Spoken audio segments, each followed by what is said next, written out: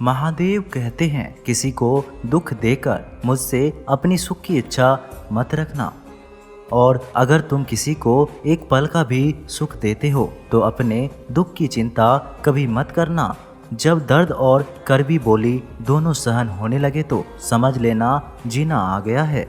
अगर महादेव तुमसे ज़्यादा इंतज़ार करवा रहे हैं तो तैयार रहना, वो उससे कहीं ज़्यादा देने वाले हैं जितना तुमने मांगा है। जिस तरह लोग मुर्दे इंसान को कंधा देना पुण्य समझते हैं, काश इस तरह जिंदा इंसान को सहारा देना पुण्य समझने लगे तो जिंदगी आसान हो जाएगी।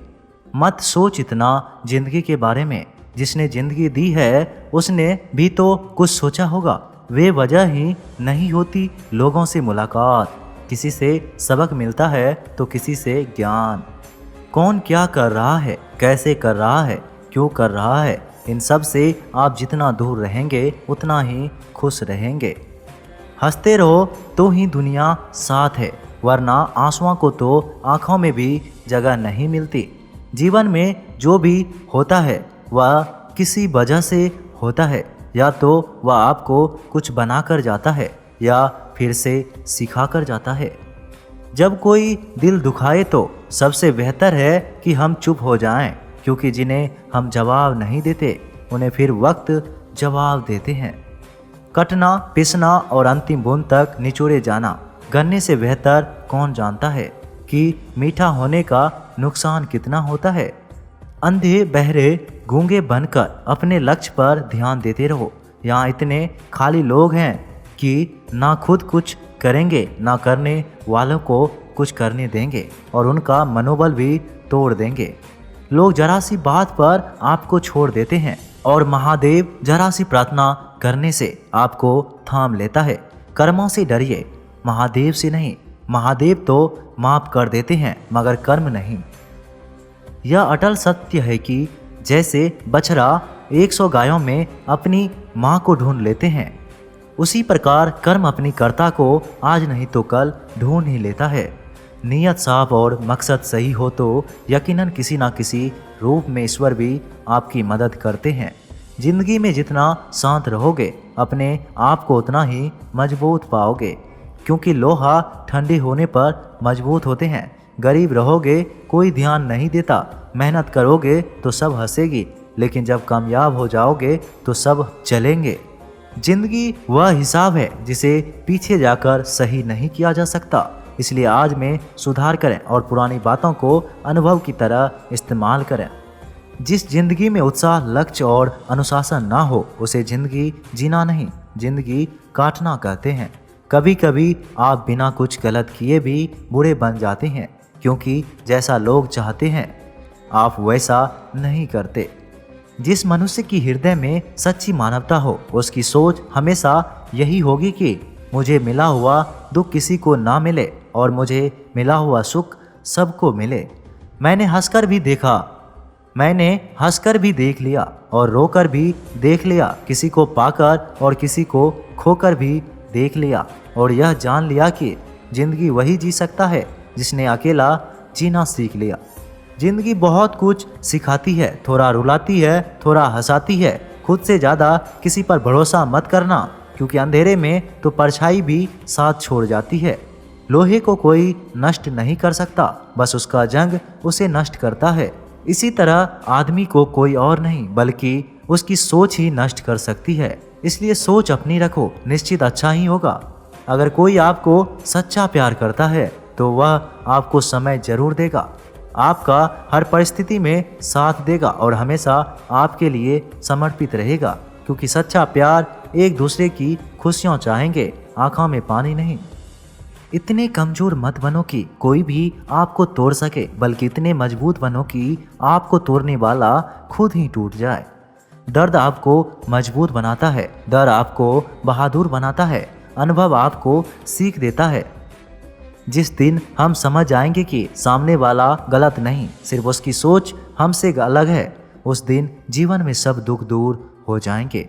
क्यों रोते हो मन का ना होने पर? जो लिखा है वह होकर रहेगा। एक रास्ता बंद करने से पहले महादेव 10 रास्ते खोल देते हैं। गर्मी के मौसम में पत्ते सूखने के बाद भी पंछी घोंसला नहीं छोड़ते, क्योंकि वो जानते हैं कि फिर से बरसात आएगी और पेड़ पर नए पत्ती लग जाएंगे। जो हुआ उसे भूलकर नई शुरुआत करो और याद रखो, जिसका कोई नहीं होता उसका महादेव होता है।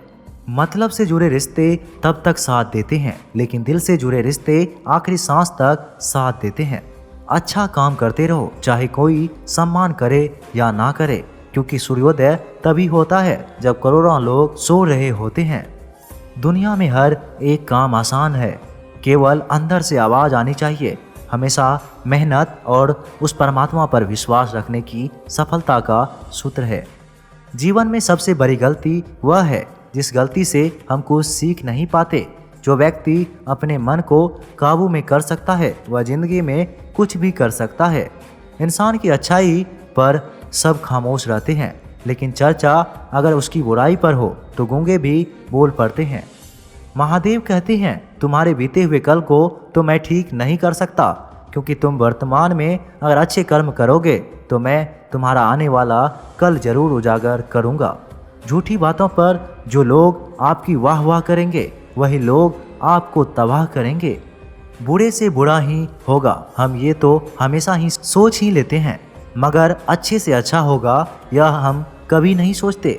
जो महादेव रात को पेड़ पर बैठी पक्षियों को भी कभी गिरने नहीं देता, तो सोचो वह तुम्हें अकेले और बेसहारा कैसे छोड़ सकते हैं। आज के ज़माने में कोई अपना नहीं होता, सिर्फ लोग तब तक साथ देते हैं जब तक उनका स्वार्थ होता है। अगर कोई अकेला है तो इसका मतलब यह नहीं कि उसे कोई पसंद नहीं करता, बल्कि वह अकेला इसलिए है क्योंकि उसने दुनिया की औकात जान ली है। एक बार राजा और उसका मंत्री तलवार को साफ कर रहे होते हैं। तलवार को साफ करते समय अचानक राजा के पैर पर तलवार गिर जाती है और राजा की पैर की उंगली कट जाती है। उस राजा को उंगली कटने के कारण बहुत ही तकलीफ हो रही थी, बहुत ही दर्द हो रहा था, लेकिन उसका मंत्री कहता है, शांत रहिए महाराज, जो कुछ भी होता है अच्छे के लिए होता है। राजा को यह बात सुनकर बहुत गुस्सा आता है। वह मंत्री से कहते हैं, मेरी उंगली टूट गई और तुम कह रहे हो कि अच्छा हुआ, इसमें अच्छा क्या है। फिर भी वह मंत्री महाराज को समझाने की कोशिश करता है, पर राजा मंत्री की एक सुने बिना गुस्से के कारण मंत्री को काल कोठरी में बंद करने का आदेश देता है। पर मंत्री को इस बात का भी कोई दुख नहीं होता था।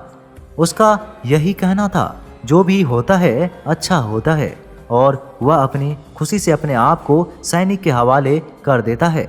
राजा इस बात को सुनकर चौंक जाता है और सोचता है कि मेरा मंत्री कितना मूर्ख था। उसे लग रहा था कि मैंने उसे उसकी अच्छाई के लिए कैद कर दिया है। फिर इस घटना को हुए 3 महीने बीत जाते हैं। एक दिन राजा अपने सैनिकों को लेकर शिकार करने जंगल के लिए जाता है। राजा को एक हिरन दिखता है। उस हिरन का पीछा करते करते राजा अपने सैनिकों से अलग हो जाता है और घने जंगल में चले जाते हैं, पर वो उसको पकड़ नहीं पाते और जंगल में खो जाते हैं।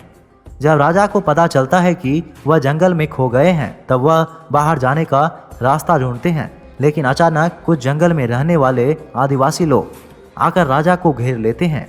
उन लोगों को पता नहीं था कि वह राजा है। वह लोग अपनी देवी देवता को बलि चढ़ाने के लिए एक इंसान को ढूंढ रहे थे। आदिवासी लोग राजा को पकड़कर अपने इलाके ले जाते हैं।